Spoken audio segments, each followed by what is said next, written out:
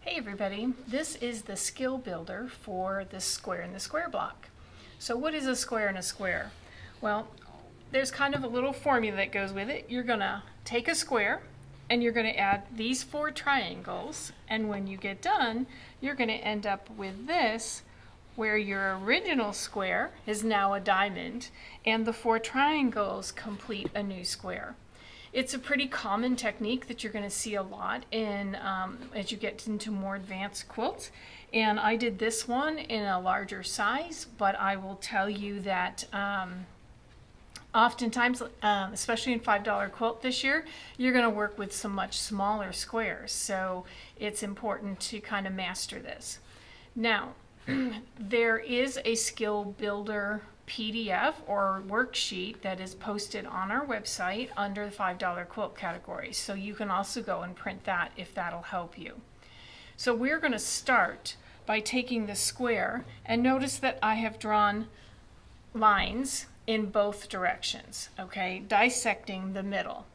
The important thing with a square and a square is when you go to put your triangle on, that this point aligns with the center of the square. And so what I mean by that is, let me line this one up, is if I go to put this here, notice that my point needs to be on that line. Now, the reason that's important is because your triangle has what we call wings. In order for the seam allowance to work out, there is going to be some fabric sticking out on each side. And so it's not easy to just lay this down and know exactly where to line that up and get that straight. And if you get them off a little bit, when you're done, your square won't be square, it'll be more of a, a blob. And so it's kind of this, the skill here is making sure that these triangles all fall in the middle.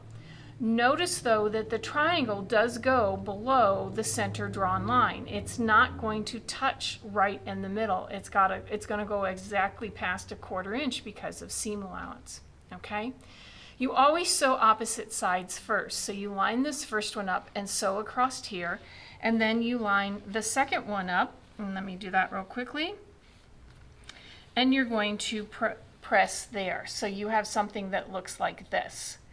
Then when you press them open, voila, you have a block that looks like this, okay? So and you can have 4 different colors. The joy of this block is that your color placement is completely in your control, all right? Now we have to place the remaining 2. And so again, I didn't draw on this one, sorry about that. But once those are done, you're going to do exactly the same thing in these directions with the remaining 2, and that's going to bring you to this. Now, each of these will have a finished size. So I did this one, my finished size of my inner square was 4 inches. And then I looked it up. There's a formula to figure out what size, how everything works. So let's talk about that a minute. When you are making these, there is a complicated math formula that you can calculate. If you want this to finish at 4, what size square do I need to cut these in order for that to work out? The best way to figure that out, there's a couple ways, is there's a wonderful quilt calculator by Quilter's Paradise on the internet. If you go there, you can either put in the finished size of the center and it will come back and tell you what to cut these, or you can put the finished size of the block and it will come back and tell you what size to cut these and these. So you will get both measurements. And so why mess with the formula if you've got something that'll do it for you? And there's lots of charts out there, you can find them too, so that's the best way to determine your 2 sizes. And normally we know, well, I shouldn't say that. In this case, I knew what size this was, but I needed to know what size to cut the squares for this. In $5 quilt, you know that that corner has to finish at a certain size, so it actually finishes at 3, so you will get you can put those in and pop the calculations in and figure out how they came up with, or what sizes you need. So there's always a way to figure it out. You just need one of the 2 measurements, the outer square or the inner square, and you can get the calculation for the remainder. All right? So that's square and a square. Now, notice that I drew the line and I lined up the point, but not always does, that's one way to do it. But there is another way, and I highly recommend this because it does make life a whole lot easier. So we're going to zoom in here, and we're going to show you, I'm actually going to take one that's pressed here, that if you have a point trimmer, the one we have right now is from Marty Michelle, Perfect Patchwork Corner Trimmer. If you trim your corners, then when you go, you don't even have to draw the lines. You can line these triangles up and they'll match right on the edge. And this is how I do it.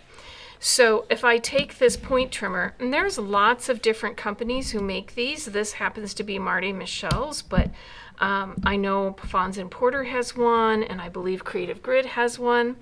But I've slid this so these are perfectly on the edge, and if I go any further, they would overhang. And then I'm going to cut there, and I'm going to cut there. Okay, so I've clipped those corners. Then I'm going to slide it over to the other side, and you're just basically looking for when you get to the point where your point trimmer is on both sides. If I go any further this way, it'll hang off. If I go further this way, I'll see fabric sticking out around it. And then I'm going to clip this one, and I'm going to clip this one. Okay, that little point is you don't have to clip it, but it does make it a little easier to see. So now if you look at your triangle, isn't that interesting how it's not pointy anymore? Now when we go to lay this down on our square, I'm going to zoom in, you're going to take this edge right here and line it up perfectly on the outer edge. And you're going to scooch this one in, and now you can see these two line up. If I get it up there all the way, they're right on the edge. And I didn't even attempt to put that in the middle, but it goes into the middle because I'm putting these right on the raw edge and they line up. Then when you sew that and you flip it, the other thing that it eliminates, if you look here, I did it with this one, it eliminates your wings that are sticking out so that when you go to sew the next one on, you don't have the two little butterfly wings that you have to trim off. You're pre-trimming that excess off, which helps reduce seam bulk. And so that is why for a square and a square block, using a point trimmer, it'll make it much more accurate. You will find your blocks will come out much more accurate than when you're trying to draw lines and wing it a little bit.